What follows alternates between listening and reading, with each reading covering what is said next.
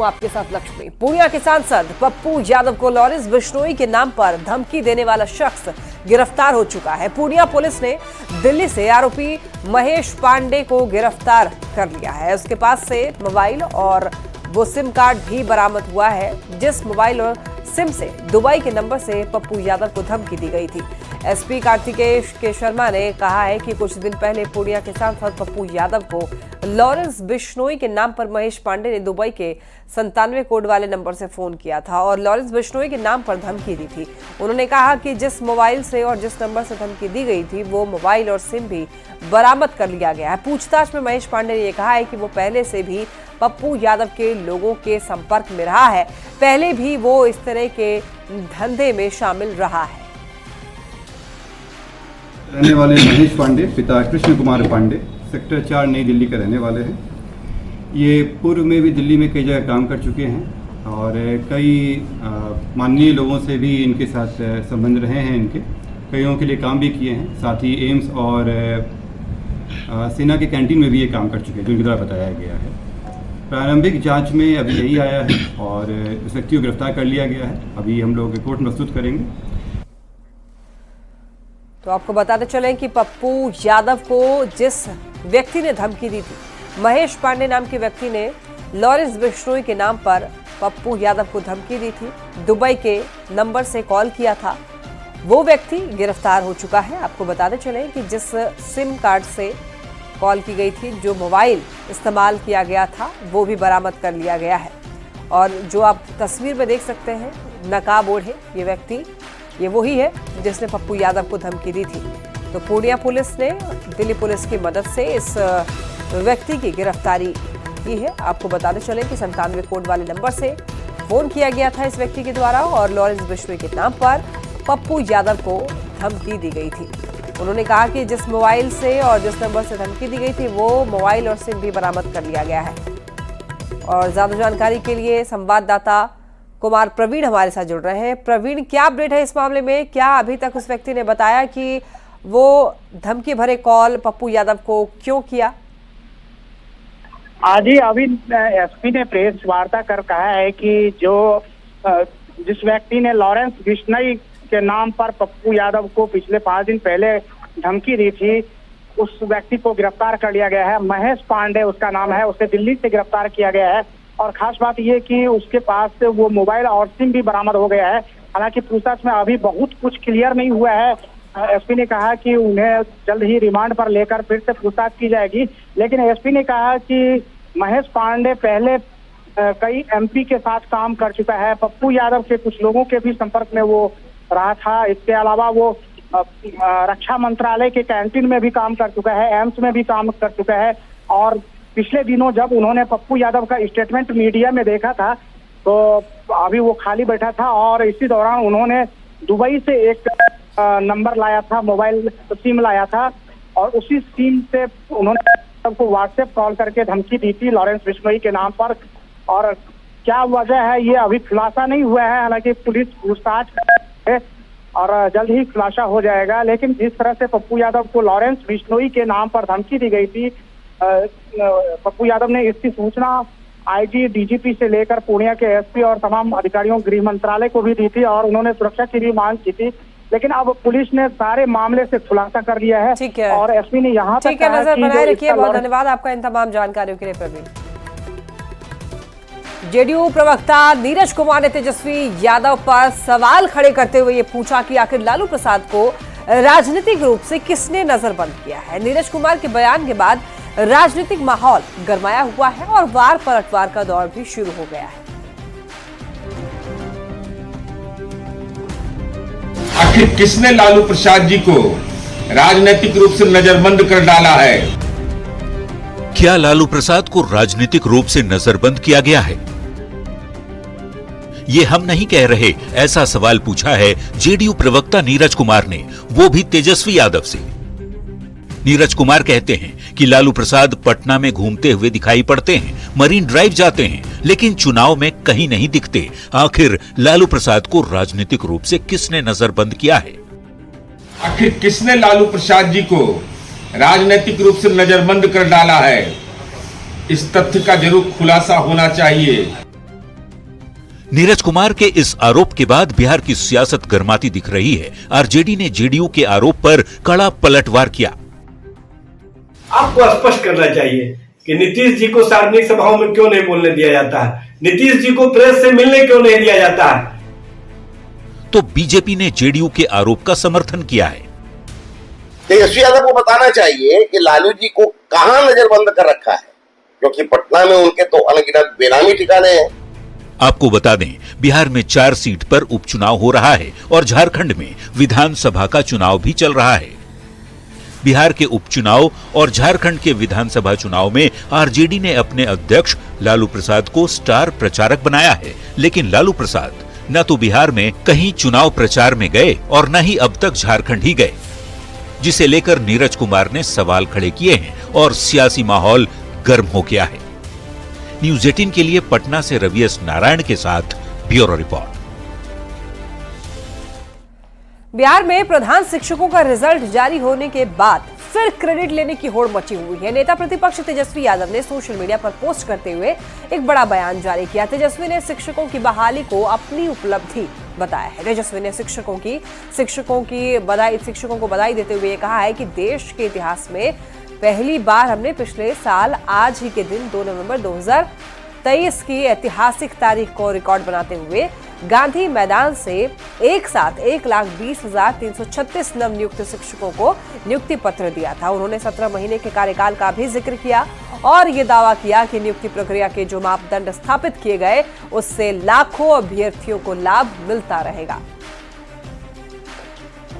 प्रधान शिक्षक नियुक्ति का रिजल्ट जारी होने के बाद तेजस्वी यादव ने क्रेडिट लेने की कोशिश की है। इस पर बिहार की सियासत गर्माती हुई दिख रही है। जेडीयू और बीजेपी के नेताओं ने तेजस्वी यादव के दावे पर पलटवार किया है।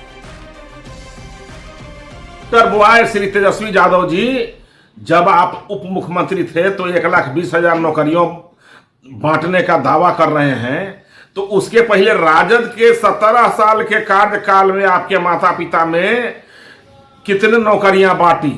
1,17,000 लोगों को, टीचरों को बेरोजगार करने का काम किया था।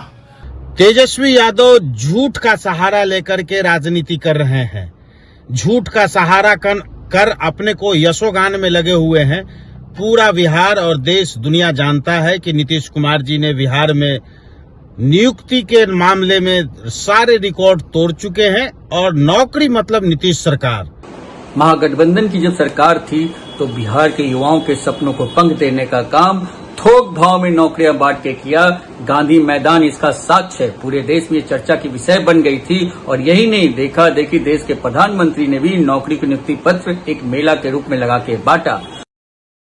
केंद्रीय कपड़ा मंत्री गिरिराज सिंह ने लालू प्रसाद पर परिवारवाद को लेकर के तंज कसा है। उन्होंने कहा है कि लालू प्रसाद को अपना परिवार छोड़कर कोई दूसरा यादव समाज का व्यक्ति नहीं दिखता है। उन्होंने पूछा कि क्या यादव समाज में कोई ऐसा नहीं जो उनकी राजगद्दी को संभाल सके। परिवार में परिवार छोड़ करके कोई व्यक्ति नहीं है, चाहे पत्नी रहे चाहे बेटा रहे। 90 के बाद वो भूल गए और रानी के पेट से निकला हुआ ही बेटा आज राजगद्दी पर सिंहासन पर है, जिसका नाम तेजस्वी यादव। तरारी विधानसभा सीट पर उपचुनाव में बीजेपी प्रत्याशी विशाल प्रशांत के समर्थन में केंद्रीय राज्य मंत्री सतीश चंद्र दुबे लगातार अभियान चला रहे हैं। जनसंपर्क अभियान के दौरान सतीश चंद्र दुबे ने महागठबंधन और प्रशांत किशोर पर जोरदार हमला बोला। सतीश चंद्र दुबे ने कहा कि चुनाव में चारों सीट पर एनडीए की जीत होगी, तो वहीं प्रशांत किशोर पर तंज कसते हुए कहा है कि जनसुराज इस लड़ाई में दूर दूर तक नहीं है। लाल की सपना देखने से कोई रोक नहीं सकता है। और ने आपने देखा कि हरियाणा के चुनाव में क्या रिजल्ट हुआ।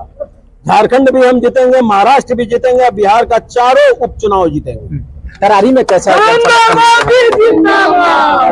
तरारी बेहतर है, बहुत अच्छा है। यहाँ के कमल निशान बहुत दूर आगे बढ़ गया है। लड़ाई में दूर दूर तक कोई नहीं। कितनी लड़ाई में है सर?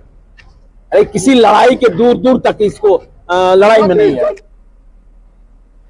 बीपीएससी शिक्षक और सक्षमता पास शिक्षकों के ट्रांसफर पोस्टिंग से जुड़ी खबर हम आपको बता रहे हैं। शिक्षा विभाग के सीएस एस सिद्धार्थ ने न्यूज 18 के साथ एक्सक्लूसिव इंटरव्यू में ट्रांसफर पोस्टिंग की पूरी प्रक्रिया की जानकारी दी है और न्यूज 18 की खबर पर मुहर लग गई है। 7 नवंबर से शिक्षकों की ट्रांसफर पोस्टिंग की प्रक्रिया शुरू हो जाएगी। आवेदन के लिए 15 दिन का मौका मिलेगा और 31 दिसंबर तक ट्रांसफर पोस्टिंग की प्रक्रिया पूरी हो जाएगी। शिक्षा विभाग के एसीएस से बात की न्यूज 18 संवाददाता रजनीश कुमार ने। करना पड़ा, लग रहा है कि अब पूरी प्रक्रिया जो है शुरू होने वाली। देखिए, हम लोगों ने आज सभी शिक्षा पदाधिकारियों का ट्रेनिंग करवाया, वीडियो कॉन्फ्रेंसिंग से सभी जिला में पदाधिकारियों का कि वेबसाइट को कैसे ऑपरेट करना है और क्या उसमें कैसे कैसे उसको भरना है। तो ये प्रशिक्षण कार्यक्रम तो हम लोग का ख़त्म हो गया आज, और 2 दिन हम लोग अपने आंतरिक रूप से इंटरनल हम लोग टेस्टिंग में इसको रखेंगे जी। और टेस्टिंग के बाद हम लोग इसको लाइव कर देंगे, छठ से पहले लाइव कर देंगे और करीब 15 दिन का समय हम लोग देंगे सभी शिक्षकों को, जिसमें हमारे बीपीएससी वाले हैं, पुराने टीचर हैं जी, हमारे सक्षमता पास हैं, तो सभी को हम लोग ऑप्शन देंगे कि वो अपना ऑप्शन भरेंगे और उसके बाद 15 दिन के बाद हम लोग इसका फाइनली इसका ट्रांसफर पोस्टिंग का प्रक्रिया शुरू करेंगे। मतलब ट्रायल जो है 2 ही दिन, वेडनेसडे अगर वो उसको ठीक करेंगे, कुछ त्रुटियां होगी तो जी, तो थर्सडे से इसको हम लोग थर्सडे से मोटा मोटी हम लोग लाइव कर देंगे। और गाइडलाइन मेरे ख्याल से अब मंडे को हम लोग इस गाइडलाइंस को भी लिखित गाइडलाइन हम लोग इशू कर देंगे। मेरा बस इतना ही है, टीचर लोग अपना ऑप्शंस याद रखें, अपना खोज के रखें जी, जो पॉलिसी का हिसाब से, ताकि भरने के समय आसानी से वो पेपर में नोट करके रखें जी, ताकि भरने के समय वो भरना इजी हो जाए। ये टारगेट कब तक रखा है आपने सर?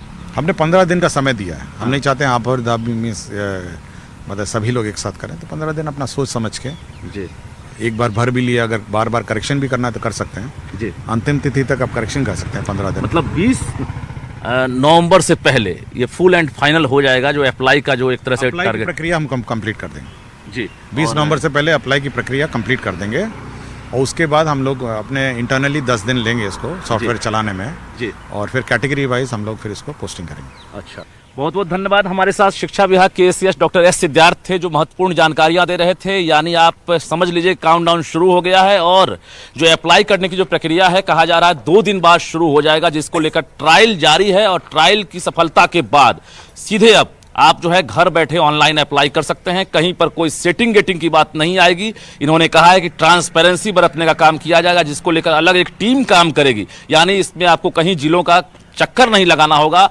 और समझ लीजिए कि आपका दिसंबर का जो महीना होगा वो समझिए फाइनल करेगा कि आप कौन से स्कूल जाएंगे, और जनवरी में जो 2025 का नया साल होगा, नए स्कूल में आप नए जगह पर जो है पदस्थापित होते हुए नजर भी आएंगे। कैमरामैन दीपक के साथ रजनीश कुमार, न्यूज 18 पटना।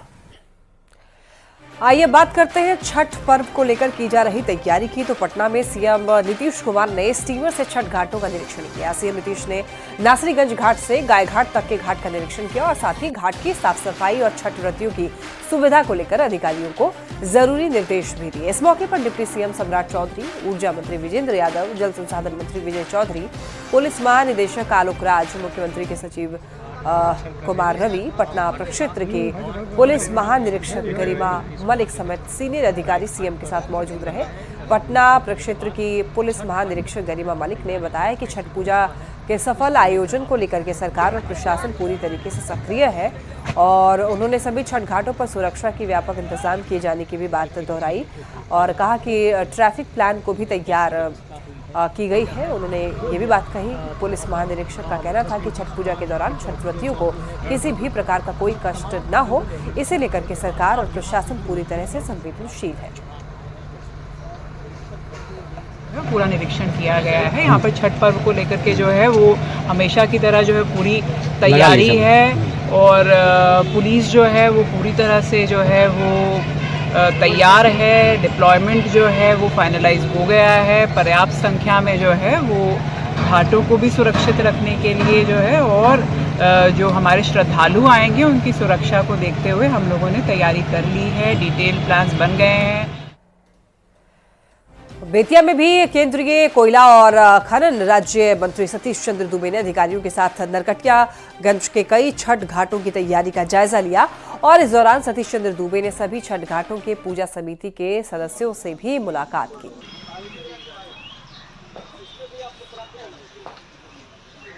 बहुत बेहतर ढंग से छठ होता है और हम कह सकते हैं कि पश्चिमी चंपारण का सबसे टॉपर घाट ये और धूमनगर घाट है।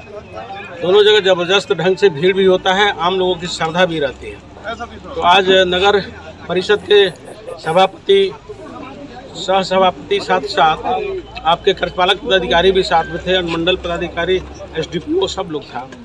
यहाँ सबसे बड़ा चीज़ है कि नदी चौकोह मार देता है, उसका ब्रैकेटिंग हो जाए, थोड़ा घाट बढ़िया ढंग से साफ सुथरा हो, सजे, थोड़ा घाट दिखे।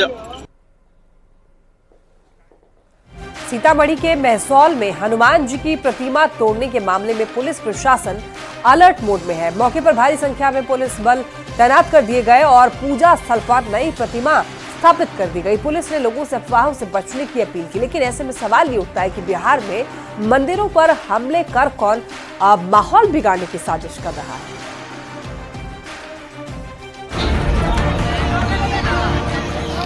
त्योहार का मौसम है, दिवाली अभी खत्म हुई है और लोगों को अब छठ का इंतजार है।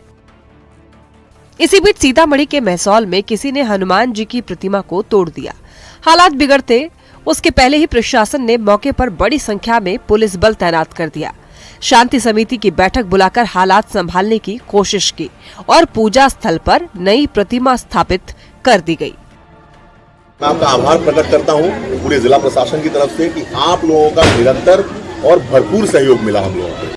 डीएम ने मंदिर की घेराबंदी कराने और दोषियों की पहचान कर कानूनी कार्रवाई करने का निर्देश भी दिया है, लेकिन इस घटना पर बीजेपी विधायक मिथिलेश कुमार ने नाराजगी जताई है और मामले की उच्च स्तरीय जांच कराए जाने की मांग की है। इस प्रकार का जो कार्रवाई करते हैं, ऐसे लोगों के खिलाफ सख्त जांच करके, दोषी लोगों पर FIR करके और सख्त उसकी गिरफ्तारी हो। बिहार में मूर्ति तोड़ने की ये कोई पहली घटना नहीं है। 18 अक्टूबर की रात भागलपुर में भी मंदिर में तोड़फोड़ की गई थी, जिसके अगले दिन उस इलाके में बहुत हंगामा हुआ था। तब शाहबाज नाम के व्यक्ति की पहचान हुई थी और कहा गया था कि वो विक्षिप्त है। अब सीतामढ़ी में भी वैसी ही घटना घटी है। तो ऐसे में सवाल ये उठता है, न्यूज़ 18 सवाल पूछता है, पर्व के माहौल में कौन फैलाना चाहता है तनाव? माहौल बिगाड़ने की कौन कर रहा है कोशिश? मंदिरों पर क्यों हो रहे हमले? सख्त संदेश देने में प्रशासन नाकाम क्यों? इन सवालों के जवाब खोजना जरूरी है, क्योंकि ये जानना जरूरी है कि आखिर वो कौन लोग हैं जो बिहार को सांप्रदायिक हिंसा की आग में झोंकना चाहते हैं। न्यूज़ 18 के लिए सीतामढ़ी से राकेश कुमार की रिपोर्ट। पटना